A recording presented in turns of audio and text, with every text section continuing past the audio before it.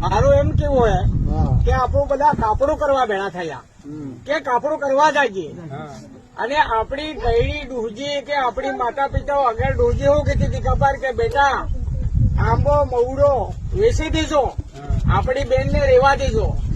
તો આપણે નહીં રેવા દીધા આંબા મવડા રહી ગયા ને આપણી છોરીને વેચી દીધું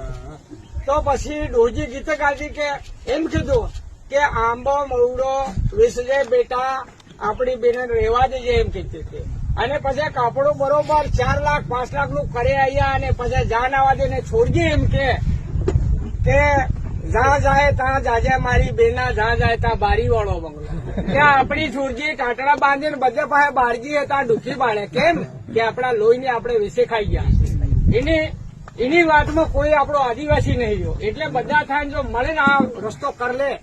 તો આજ બઢિયા વાત છે અને પોતાના લોહીની વિશે ખાવાવાળો એ કોણ હોય એ મૂર્ખ હોય આ રાક્ષસ હોય પોતાના લોહીની વેસન સુહી રહ્યો એટલે એ રાક્ષસ કહેવામાં આવે એના કારણથી આ જો બંધારણ થતું હોય તો બઢિયા રહે